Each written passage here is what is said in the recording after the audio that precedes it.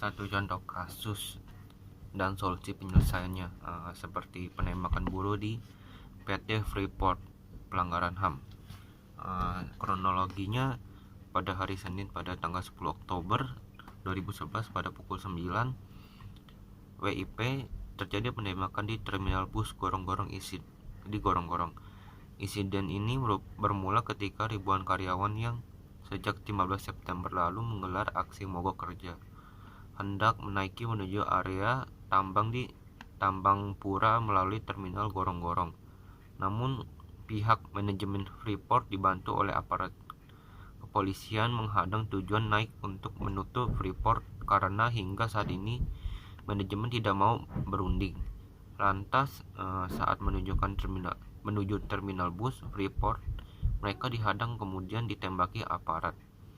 Tembakan dari polisi kepada karyawan mengenai karyawan berjumlah 8 orang. 1 orang langsung tewas di tempat dan 2 orang luka parah dan lainnya luka ringan. Solusi untuk menyikapinya seperti PT Freeport harus bertanggung jawab atas kejadian ini. Yang kedua, mendesak negara untuk menghentikan kekerasan yang terjadi pada saat itu. Yang ketiga, mendesak Presiden RI dan menyuruhnya bertanggung jawab terhadap tragedi penembakan tersebut. Yang keempat, mendukung sepenuhnya perjuangan yang dilakukan oleh Serikat Pekerja PT Freeport. Jadi sekian dari saya, terima kasih. Kita akan memulai dengan edukasi HAM. Pengertian HAM menurut KBBI.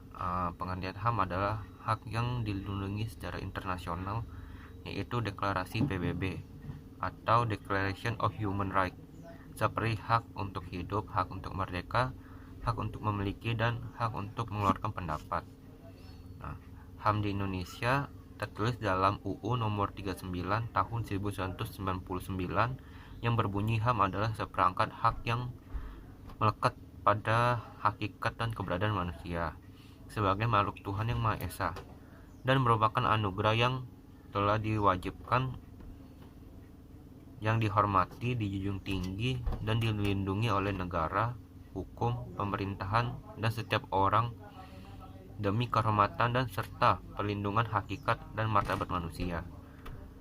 HAM ini meliputi hak asasi pribadi, ekonomi, politik, sosial, dan kebudayaan, dan hak untuk mendapatkan perlakuan yang sama di mata hukum dan pemerintahan, serta hak asasi manusia untuk mendapatkan perlakuan tata cara peradilan dan perlindungan. Ada beberapa contoh kasus seperti bullying ya. Jadi KPPI mencatat dari tahun 2011 sampai 2019 mencatat ada kasus sebanyak 37.341 yang mencatat kasus bullying. Ini terjadi jika adanya salah satu siswa atau anak ya yang merasa dirinya lebih kuat, jagoan, serta jika ia tidak senang, dia akan menggunakan cara kekerasan atau menggunakan secara mental, kekerasan terhadap psikologi. Salah satu contohnya peserta ospek dipaksa memakan makanan encer. Saya mencarinya di Komnas HAM, berita ini. Pertengahan Januari 2019 di dunia maya digegerkan dengan beredarnya sebuah video yang memperlihatkan beberapa siswa yang dipaksa mengkonsumsi makanan encer dalam sebuah ember oleh seniornya. Diduga para siswa tersebut tengah mengikuti masa orientasi pasukan pengibar bendera atau paskibra. Video yang beredar di media sosial itu memperlihatkan para seniornya memperlakukan mereka seperti binatang ya. Secara tidak terpaksa para peserta ospek pun memakannya, dan juga semuanya itu memuntahkan atau mual usai memakan makanan tersebut. Kesimpulannya, bullying termasuk pelanggaran HAM karena bullying merupakan suatu bentuk perilaku agresif yang diwujudkan dengan pelanggaran secara tidak sopan dan penggunaan kekerasan atau paksaan untuk mempengaruhi, berulang atau berpotensi mengulanginya kembali. Yang digunakan untuk yang dapat bermacam-macam bentuknya, mulai dari penghinaan verbal, diskriminasi sara, hingga cyberbullying, dan juga bisa juga menggunakan fisik juga. Itu adalah, dan itu bisa terjadi kapanpun dan dimanapun. Sekian dari saya, terima kasih.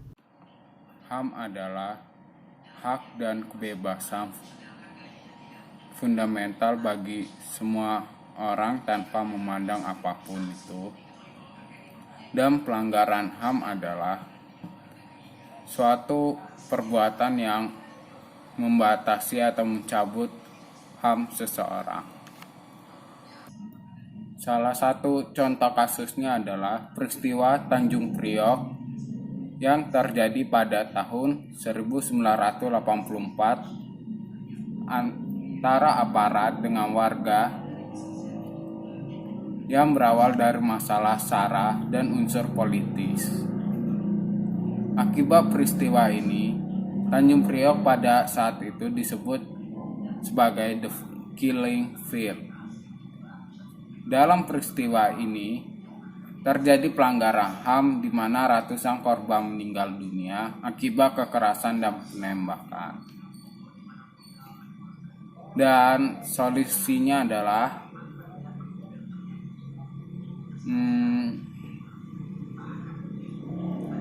menyelesaikan masalah dengan pengadilan HAM dan menjatuhkan pidana kepada pihak yang bersalah serta mempertegas peraturan mengenai sara dan unsur-unsur lain agar lebih dihormati. Nama saya Melvina Hensan dari kelas 12 IPS.